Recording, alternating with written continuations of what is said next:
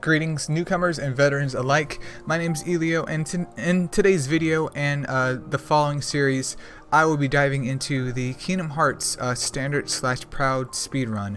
Now, this is going to be a full walkthrough of everything that we do in the N% speedrun. This isn't like any of the other categories where we do all worlds or the Gemini Journal, etc. This is just any percent because that is the one at the moment that I'm most familiar with. Quick background about me as we begin the game, which I'm going to pick it on proud, but keep in mind standard and proud are literally pretty much the same category, other than Sora dying in 2 hits in proud versus multiple hits in standard, minus the use of experience 0 later on in the game, like very later on. We're talking about end of the world pretty much is where no experience comes into play. But I'm just going to start the game so I can at least provide some background about me. But let's go ahead, and I like to put my camera on manual. You can take vibration off. I do like to take vibration off personally because I found that it just works out way better for me. But anyways, going on, KH is my first speedrun game, so if you're watching this video and you're like, oh, I'm gonna watch it and get world record, you probably aren't, because I'm still learning myself. But I figured I would at least share the information that I know right now to everyone out there, at least to help you in your KH journey. I'm just going to mute this real quick because they always ding you for simple and clean. But the game in itself is super duper fun. I actually had quite a bit of fun running the game. I haven't really touched beginner. I'm not hitting on beginner at all. It's just that when I grew up playing KH, I've always ran it on standard or proud, or at the time it was called like maybe normal and expert, something like that on the PS2. So when I automatically thought of a speedrun, I thought of that, which, you know, that's no problem if you think of it some other way. But yeah, like I said before, the strategies for proud and standard are pretty much the same throughout. There is a couple key differences other than Sora dying in 2 hits in standard and proud, and that's mainly just Dark Side 1 and Leon 1, or just Leon, because you just want him to kill you. If your HP is low in standard, you just want him to kill you. If you're running proud, you just want him to kill you because it's not worth the XP gain that you get from fighting him, or the elixir, versus the time and the horrible risk you run of him just killing you anyways when you could have saved so much time. But let's go ahead and focus on the first part of this run, which is going to be the awakening stage, aka Dive to Heart, and then we will also be doing Destiny Islands just as a combo to get you guys started if you're running standard or proud. If you're doing beginner, I mean, the same thing applies here. It's just that boss strategies are a bit different because Sora is way stronger in that game, and not only that, but you also run just an entirely different build because Sora is able to be a mage basically, or a magic user, but also have phenomenal DPS. But for this stage in the game, we're going to be running sword, and it's up to you if you want to give up staff or shield. I've been giving up staff, and it comes down to, I think, 1 defense difference and also some AP differences in the beginning of the game. But at the end of the game, it's not going to make any difference in my opinion. The only thing that changes though is just the menu. So I recommend that you maybe pick one during one speedrun and pick another during another speedrun and see which one you like better and just stick to that. So that way it's just a lot easier for you to grasp what is going on with the game. But when Dive to Heart starts, I mean, it's pretty basic for all 3 of the categories. The main goal is just to get through the game as fast as possible and skip cutscenes, skip cutscenes, skip cutscenes. But we're almost at the end here, so it's tutorial time, boys. So I definitely hope you enjoy this. There will be more parts of this video which I will split up just to make things a lot more easier for everyone to try and take in information part by part, because it's a lot going on in the game, and even though it's one of the shorter runs of the KH series, there's still a lot of steps involved that you really don't see behind the scenes because it's pretty much practice and like a whole run. But as soon as it fades out, it is time for the stream. Well, it's not time for the stream, but the run to start. So we're right here. You want to skip this cutscene. The game is just going to tell you how to play. Skip this cutscene once again. And then we're going to run over here and pick up the sword because we are a full sword build for standard and proud, because that is the most reliable form of DPS for Sora.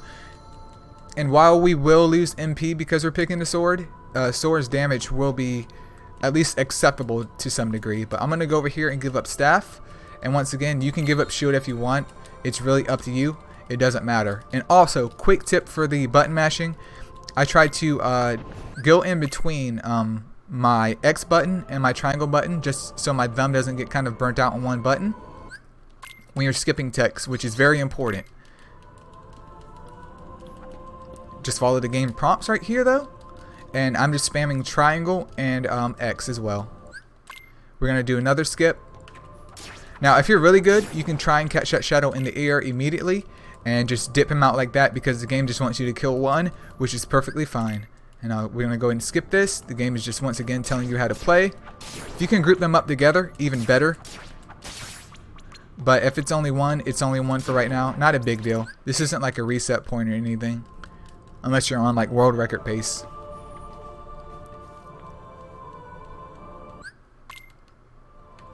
Alright, we're going to go to this door.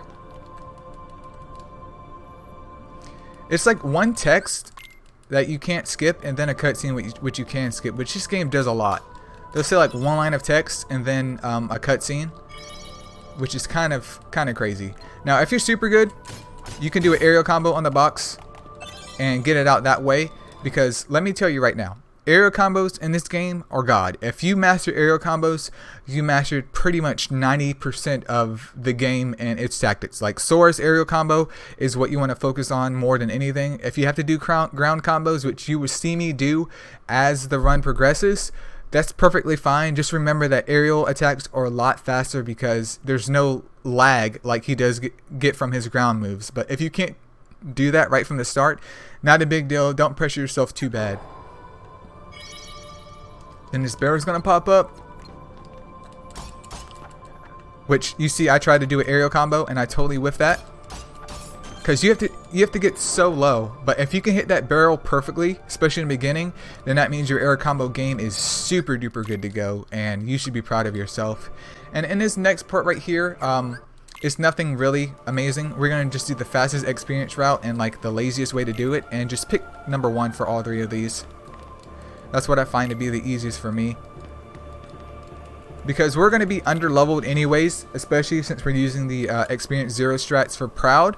And now in standard you will be a couple levels higher naturally, which makes things a lot better. But because of experience 0 and Proud, I'm going to be at a gap in levels, which is kind of crazy if you consider that, being on the hardest difficulty and only withstanding basically not even 2 hits, 1 hit before game over.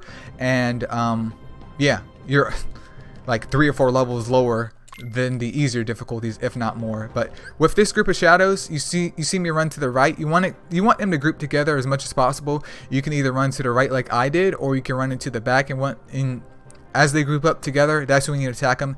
That's the best way to deal with these guys, especially if you're doing a speed run. And I accidentally hit the select button, but it's not a big deal. So they were supposed to group up, and we're going to attack them. And you want to get these guys out of here as soon as possible. Obviously not the best time, but you get the point right here. He's going to hit me. Perfectly fine. Alright, he's dead. Once again, definitely not pro gamer, but you get the point right there, because I had to pause especially with that. But we're going to run over here to the save point. And also here in Proud, this is where the strategy differentiates from standard.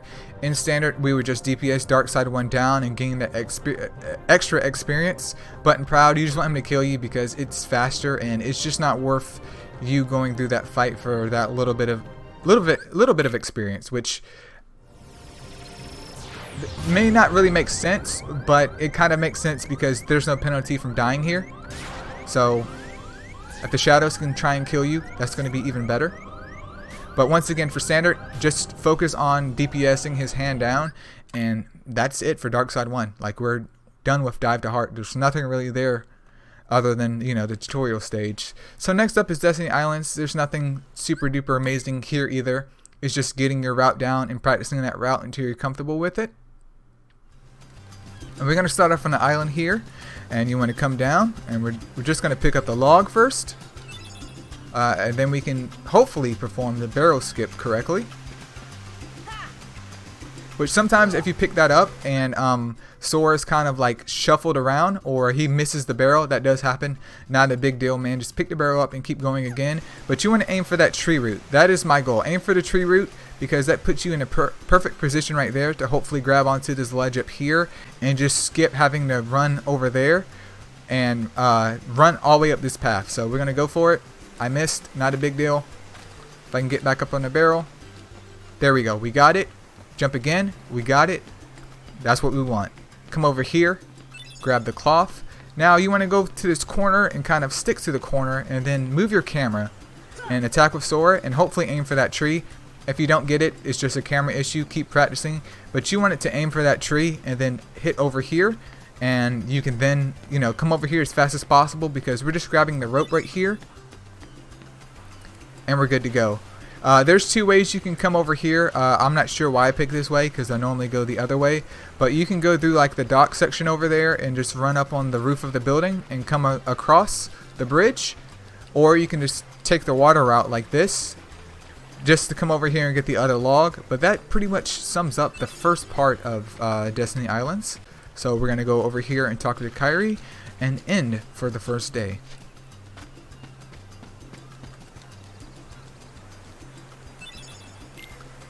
Make sure you're spamming that triangle and X, boys. Make sure you're spamming that because that is a great way to get that text out of there, which is going to save you some time. And then this is just a whole plethora of cutscenes. It is just skip after skip after skip, which sucks because I wish it was like 1 or 2 skips. But there's just a lot of things going on right now with the plot, which the game just throws at you. All right, so we're over here at the second day of Destiny Islands. You want to jump down. Run over here. We're going to grab the 3 fishes. We got 1, 2. If I can get this sucker. And 3. Now after the fishes, I like to run over here and actually go and grab the mushroom next. And we're going to see the evil guy.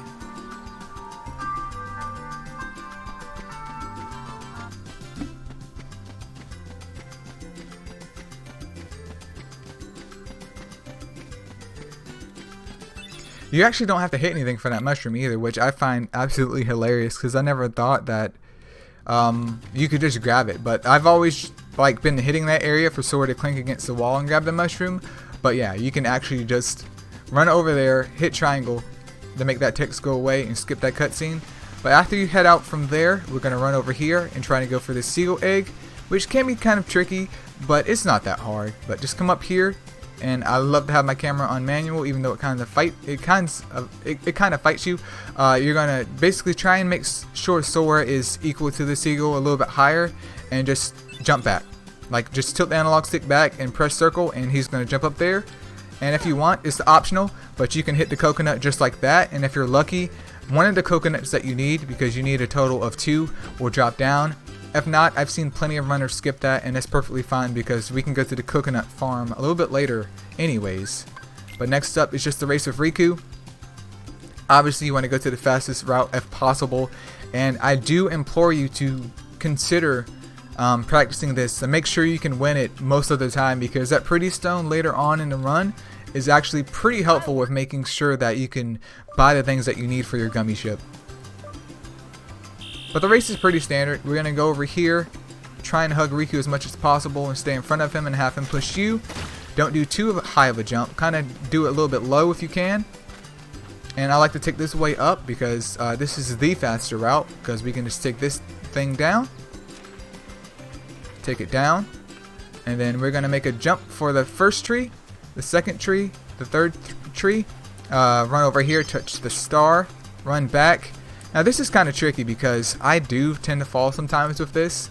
Maybe it's just due to my poor platforming, but this is the route that we do for the run. Basically keeping Sora straight as possible towards the goal here.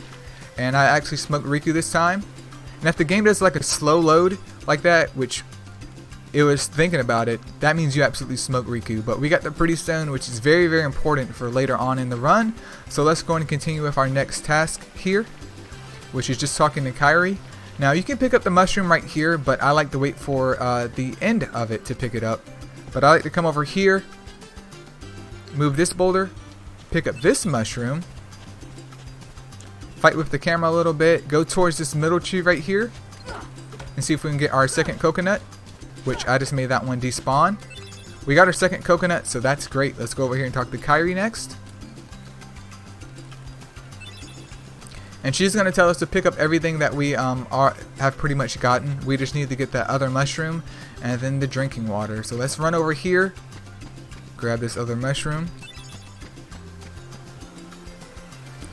We'll get the drinking water and try and position ourselves correctly on this raft so we can make that jump, which we did. We got it, boys. And congratulations, we're pretty much done with Destiny Islands. That's pretty much all there is to it. As in starting part of the run, make sure you're spamming that triangle and that X.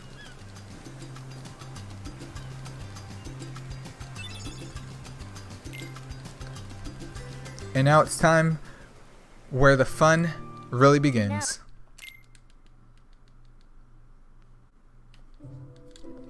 So skip cutscene, skip cutscene. A lot going on with the plot.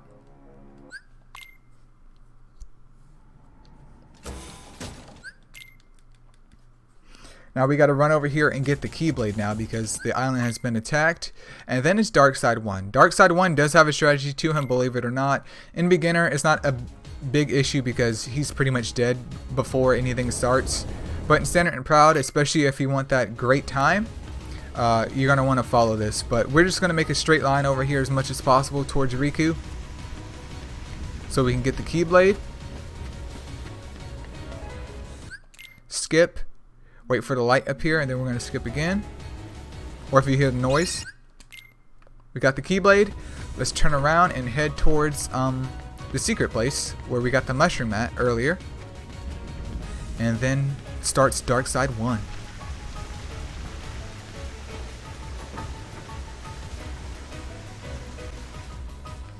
Now, if you're running in Proud especially, this fight sucks. Standard is nowhere near as punishing as Proud, but it's the exact same tactics, just don't get hit. But once again, this fight sucks.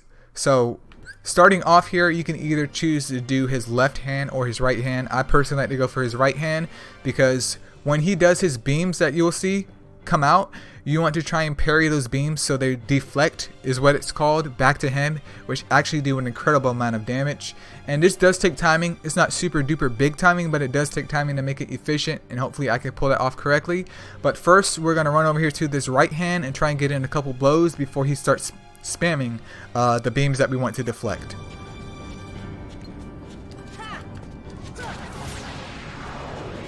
Which is not a good setup. But okay, you saw the beam come out that he's shooting from his abdomen. We're going to try and time that with sort of combos to not only effectively damage Darkside, but also deflect it and cause more damage, which I may not get that because I did pause and kind of interrupt the whole entire flow, but I'm going to try my best. So that one came out. That one's a deflect.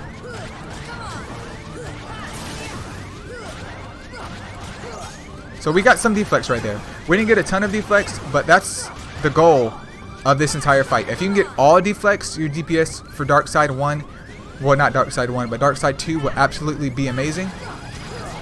I did one of the sins, which is attacking on the ground. But after that, it's just basically comboing his wrist to death and not jumping on it.